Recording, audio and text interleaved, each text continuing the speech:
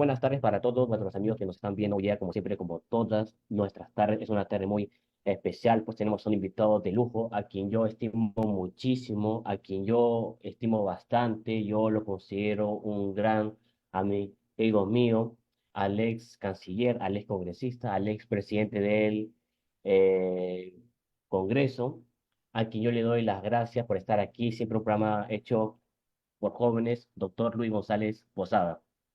Muchas gracias, Cristian, y comenzando, pues que sea un buen año para ti y para todas las personas que nos están escuchando.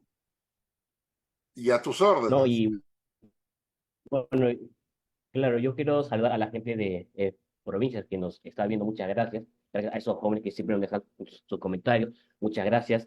No, y para mí es un honor iniciar el año con usted. Bueno, si bien es cierto, hace como 3 semanas no hemos hecho eh, programa porque por eso, las fiestas y nos hemos atrasado un poco.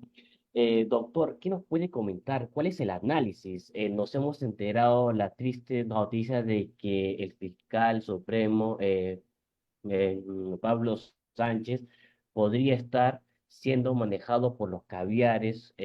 Nos hemos enterado también que Gustavo Gorriti le ordenó a este fiscal Sánchez que suspendiera las diligencias en las instalaciones contra IDL, en la cual demostraría la tesis que muchos de ustedes señalan, que los caviares controlan a los fiscales y posteriormente al Ministerio Público.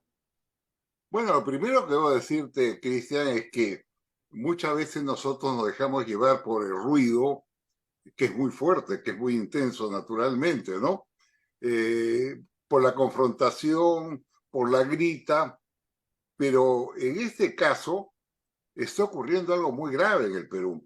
Y lo que es grave es que las instituciones que sustentan un Estado constitucional de derecho están corroídas y en una gravísima crisis de credibilidad y de eficiencia.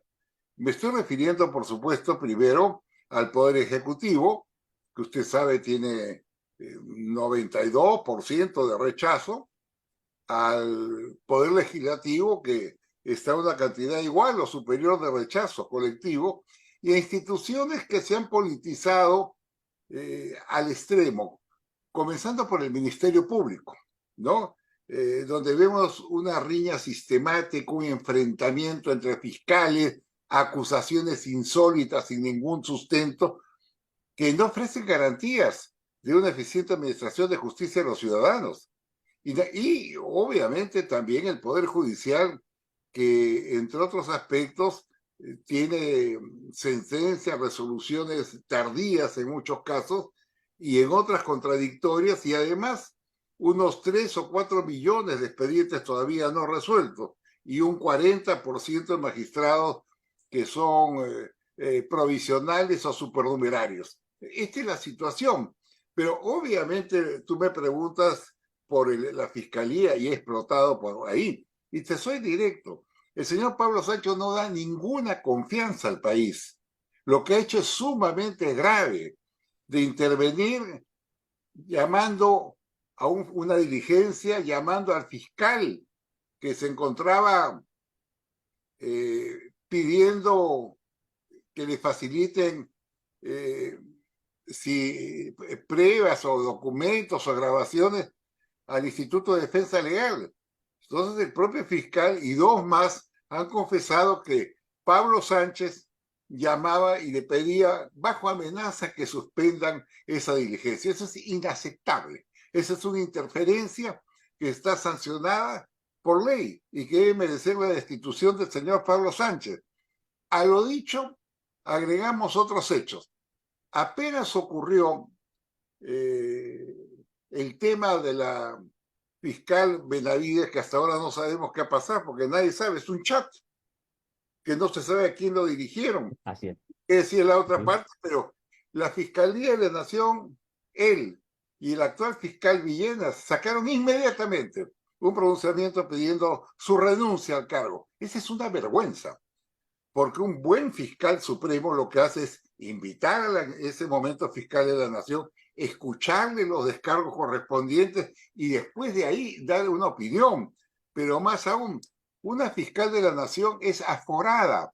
Es decir, de acuerdo a nuestro sistema constitucional, los fiscales supremos, los vocales, los ministros de Estado, los parlamentarios, el presidente de la República son aforados, es decir, están protegidos para no ser afectados sin previamente el Congreso lo autorice. Sin ninguna autorización del Congreso, una Junta Nacional de Justicia realmente decrépita e ineficiente lo que hizo fue suspender a la fiscal de la Nación sin ninguna prueba, sin ninguna investigación, sin convidarla, sin invitarla para escuchar su opinión. No hay derecho que hagan eso con el país. Le digo de verdad, no hay ningún derecho.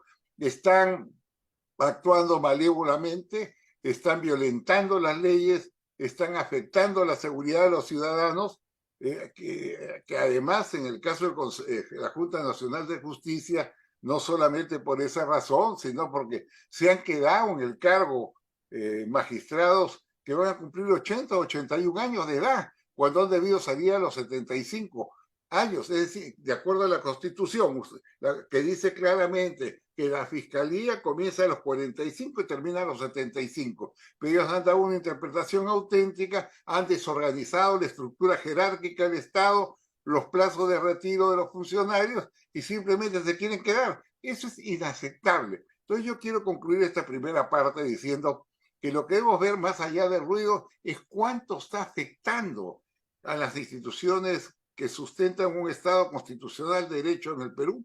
Yo le diría que mucho. Y eso es lo grave, eso es lo delicado, eso es lo peligroso. Exacto. Excelente cómo nos ha ido señalando la cuestión de cómo va el Ministerio Público, la crisis permanente de las instituciones. Ahora, ¿usted considera también de que, por supuesto, que el Congreso debería convocar una sesión extraordinaria y remover a los miembros de esta JNJ? Posteriormente, ahora también, ¿qué se puede hacer? Porque según el reglamento del Congreso se necesitarían más o menos 75 firmas, en la cual, y posterior a eso, ¿qué opina de que el presidente del Congreso, Alejandro Soto, estaría también moderando también este proceso? Entonces, ¿qué es lo que está pasando ahí, doctor?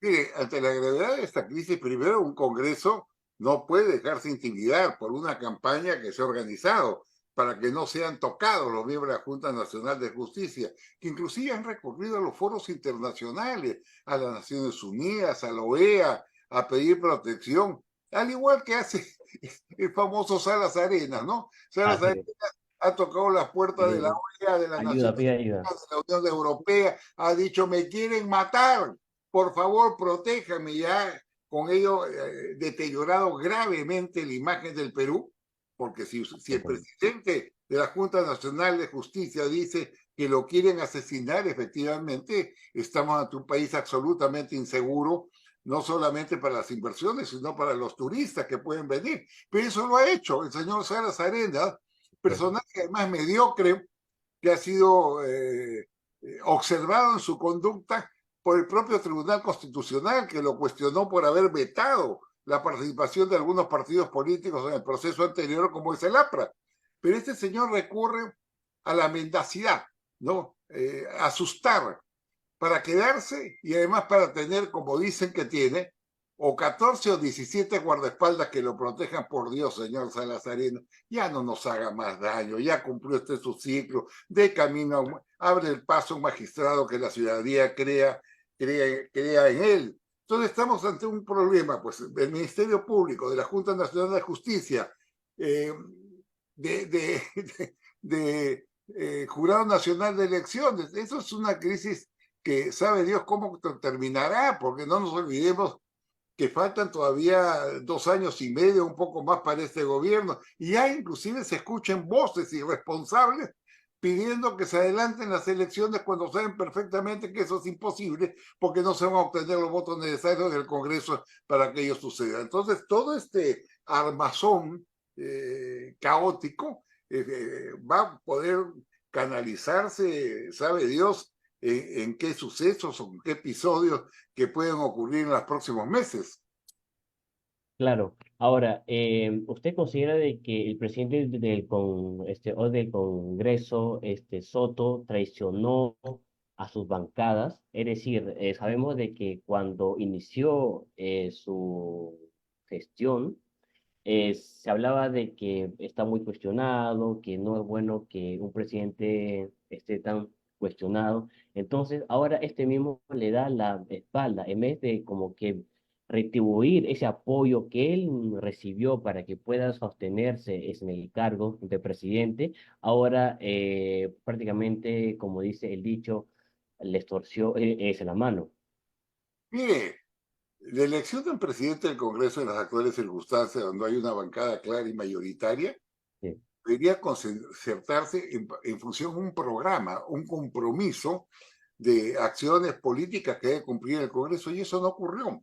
Más bien han ocurrido actos pochornosos que han generado escándalos públicos, como por ejemplo darse un bono de 10.000 soles, que eso no sucedió nunca en la historia del Congreso del Perú. no, no, Como eh, hasta el famoso aumento de las dietas alimenticias, triplicarlas a cuadriplicarlo, viajes excesivos al exterior, mantener irresponsablemente, porque esa es la palabra, irresponsablemente las sesiones eh, virtuales. Eso era explicable cuando había COVID. Ya no hay COVID, pues. Las sesiones no pueden, no deben ser virtuales. Un congreso es para debatir, para que se expongan las leyes, debatan los congresistas. No, acá lo hacen desde el baño, de la playa, y una señora desde Estados Unidos. así es. Entonces, es un congreso De desprestigiado, acuerdo. naturalmente. Yo no niego que ha conseguido algunas cosas valiosas, ¿no? Como el nombramiento de miembros del Tribunal Constitucional de profesionales respetables, o como el retorno a la bicameralidad en una primera vuelta por lo menos, y la eliminación de la prohibición de la reelección de congresistas. Hay hechos positivos, pero evidentemente todos estos hechos positivos se opacan ante esos escándalos que ocurren y que nosotros estamos viendo y que señalan pues por qué primero los congresistas cuando viajan a un departamento los corretean y los insultan. Y Así es. segundo, pues tienen 92 o 93% de, de rechazo. Entonces, en el tiempo que queda, yo creo que el Congreso podría reivindicarse con el país haciendo ajustes a las normas constitucionales para llegar a un buen nivel en el próximo proceso electoral y no se repitan las mismas fallas o errores que se han venido sucediendo hasta hoy día. Pero en el punto, yo diría, primero, sesionar y separar a la Junta Nacional de Justicia. A mí en eso no me temblaría la voz ni la mano. En segundo lugar, que no es menos importante, cambiar las normas legales para que el fiscal de la nación no sea nombrado por una junta, que ya hemos visto el resultado que ha tenido, sino puede ser propuesto por el Poder Ejecutivo una terna de magistrados honorables, bien calificados profesionalmente, y el Congreso, todas las bancadas, examinar la terna públicamente, tomar los exámenes o hacer la invitación correspondiente y seleccionar al mejor. Yo diría que entre el sistema actual que ha generado este caos inmenso y una alternativa de esta naturaleza, evidentemente es mucho mejor, ¿no? De acuerdo, claro, exacto. Entonces, respondiendo a lo que usted está diciendo, entonces usted estaría de acuerdo o qué es lo que piensa con respecto al proyecto de ley presentado por el congresista Roberto Quiabra, en la cual es una reforma No, no. constitucional. El congresista que habrá Claro, ha hecho una propuesta que yo considero inaceptable, ¿no? Que ah, es el de nombramiento de los acuerdo, fiscales y claro, después lo haga el Congreso, por favor. Eso es romper los claro, niveles de autonomía e independencia que deben tener los poderes públicos. exacto. Estoy refiriéndome exclusivamente al fiscal de la nación.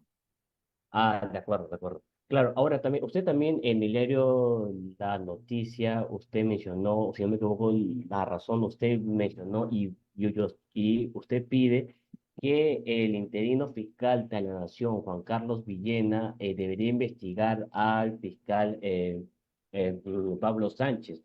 Entonces, y que hasta ahora no hay nada.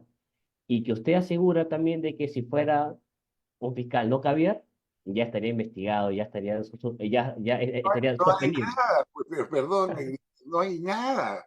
Se han presentado documentos, se han presentado pruebas como el señor Sánchez dejó influenciar por una ONG, están presentadas, lo hemos escuchado todo, pero Villenas, que es parte de su grupo, porque acá no son fiscales, son grupetes, ¿no? No lo va a tocar, lo va a dejar pasar sin darse cuenta que al hacerlo corroe más una institución ya de por sí débil y despreficada como es el Ministerio Público.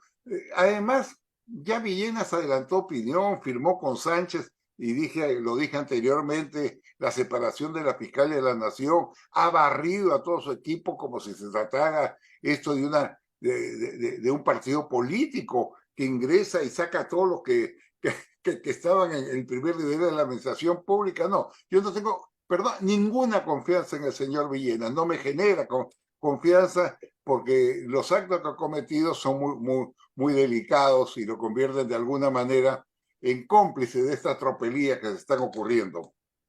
Ahora también, yo personalmente considero de que los Caberes ya tomaron el Ministerio Público. Usted mismo también lo mencionó en diversos medios de comunicación, que el Ministerio Público es un órgano para excelencia para los caviares para poder perseguir a sus opositores. Recordemos el caso de Alan García, también uno puede estar en contra, en favor de Keiko Fujimori. Entonces, ¿usted considera lo mismo igual que los caberes ya tomaron el control? Porque mire, yo me he dado el trabajo en tiempo de ver que yo me acuerdo que ni bien la fiscal Patricia Benavides, ni bien cumplió un mes, ya la querían sacar y comenzaron a investigar y todo eso. Entonces, ¿cómo lo ve usted? Bueno, es evidente, ¿no? Que esa fiscalía está penetrada por sectores de izquierda que la utilizan políticamente. Lo hemos visto durante mucho tiempo. Filtran audios, filtran a los medios de comunicación documentos, lo cual es un delito hacerlo, pero lo filtran y tienen el Sí, reporte mediático inmediato. ¿Qué cosas han hecho Bela Barba y sí, José Domingo Pérez? Un desastre de gestión. Durante 5 años no han hecho nada. Han favorecido de brecha, han permitido que venda Chaglia, no solamente 1.300, 1.500 millones de dólares a una empresa china, hablo de la hidroeléctrica, han permitido que sus ejecutivos vendan sus bienes, sus departamentos, sus automóviles, sus lanchas, no los han tocado, no los han tocado, ¿no? Y encima nos esconden, nos ocultan el acuerdo con Odebrecht. Señor fiscal de la Nación, me dirijo a usted. Una demostración de independencia y de respeto al país sería que usted haga público ese acuerdo con Odebrecht y no lo tenga escondido dentro de un cajón, porque realmente nosotros no sabemos qué cosa dice ese acuerdo. Sabemos al fragmento de lo que ha dicho Vela y José Domingo Pérez, que además se pasaron 5 años paseándose por canales de televisión, declarando, haciendo promociones con gente que tenía su fotografía en los polos, cuando ha sido un desastre su gestión en 5 años, con abusos de por medio de toda naturaleza. Han metido preso a la gente, la han sacado, la han exhibido, le han hecho una especie de tortura, ¿no? En las diligencias. Para mí, se lo digo, yo he sido un hombre que ha sido, digamos, reprimido por el Fujimorismo. ¿Eh? Yo soy el único funcionario internacional que fue destituido porque el gobierno de Fujimori, a través de su canciller Blacker y de la Puente, hicieron llegar 3 comunicaciones a la OEA pidiendo que se me cesa como jefe de la oficina en Venezuela. Y me cesaron, pues. Y no me quejo, no me quejo. Y cuando vine al Perú, me abrieron un proceso en el Parlamento por el tren eléctrico, por el delito, entre comillas, de haber recibido una carta del gobierno de Italia donando unos vagones al Ministerio de Transporte. Claro, ese proceso lo gané aplastantemente, creo que fue 63 o 64 votos a 1, y lo archivaron.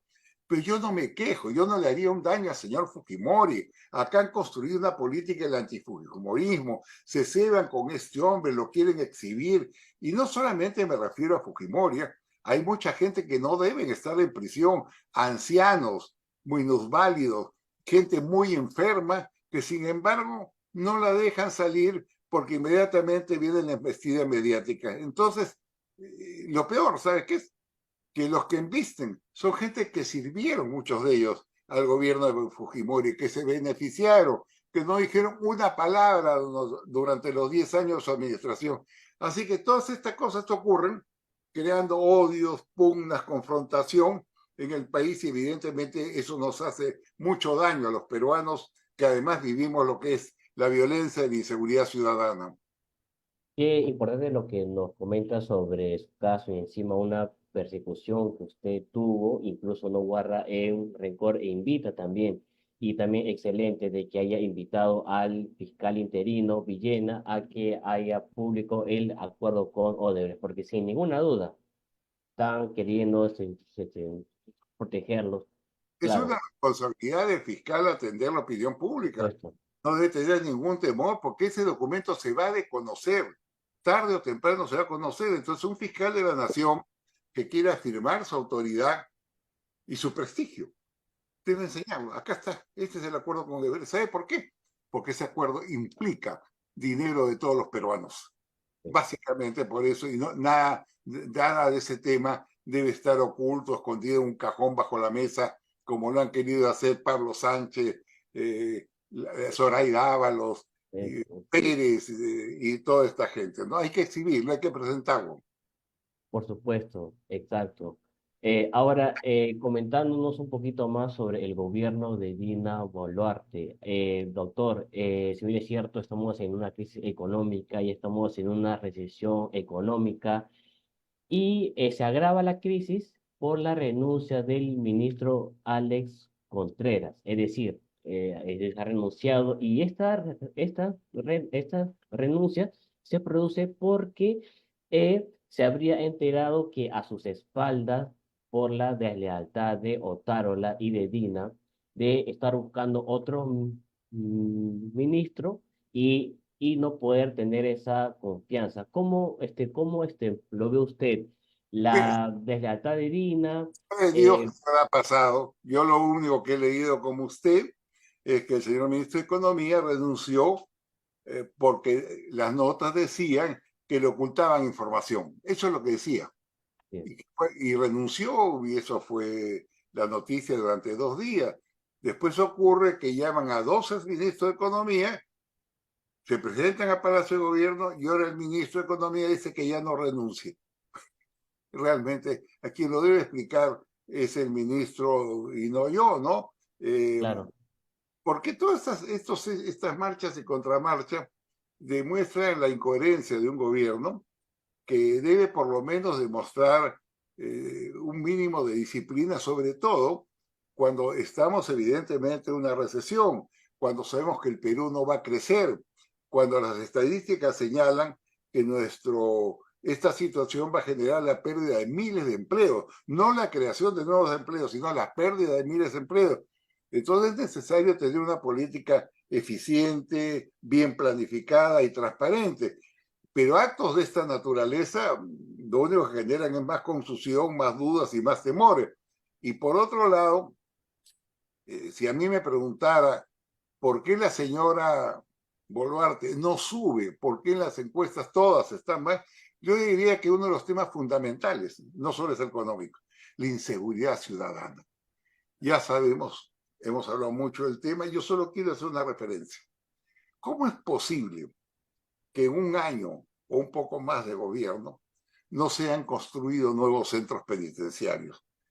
¿Sabe qué? La señora debió mandar una delegación del INPE, del Ministerio de Economía, a entrevistarse con el presidente Bukele y las autoridades en El Salvador para saber cómo se construyó una cárcel de esa naturaleza en 9 meses. No lo ha hecho. Yo no digo que se haga una cárcel igual, ni que se trate y se exhiba a los delincuentes como lo hace Bukele. No, sino para saber cómo podemos hacer una cárcel rápidamente porque aquí los penales están congestionados. Mire, el Callao tiene capacidad para 580 personas, el Callao, pero hay 3.450.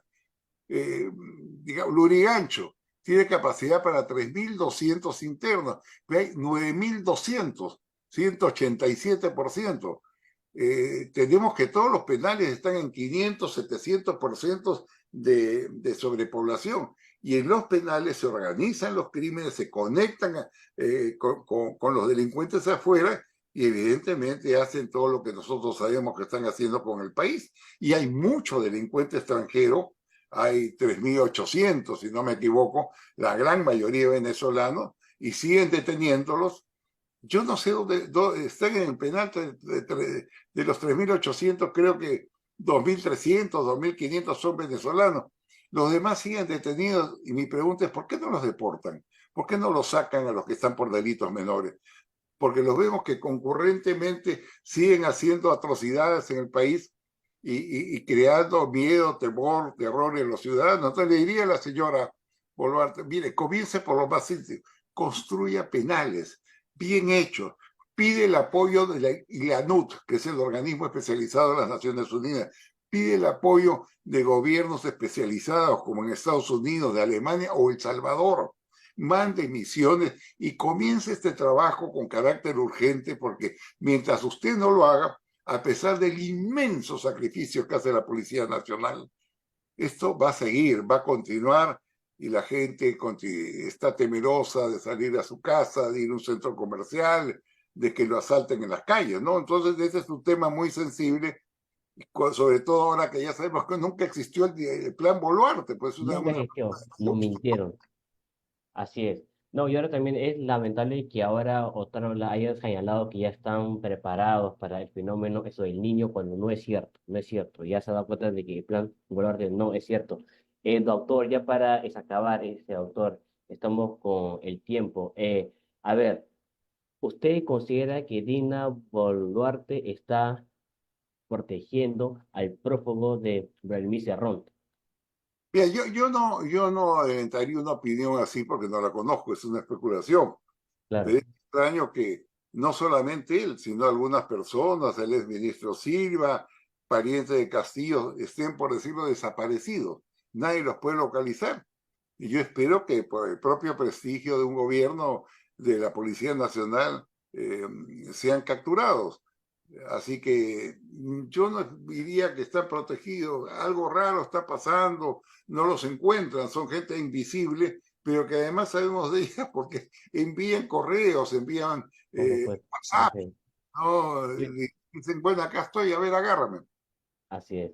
Bueno, bueno, Es- Cristian, Estimado autor, para mí es un gusto, siempre yo feliz de estar con usted, para mí es un honor, yo aprendo mucho de usted. muchas gracias, más bien, te agradezco siempre tus palabras generosas, te deseo lo mejor este año, a ti, a Gracias. los muchachos, a los jóvenes que te escuchan mucho, y bueno, hay que seguir avanzando, no Dale quejarnos, hay con que todo, avanzar. con Gracias. todo, listo, doctor, muchas gracias. Chao.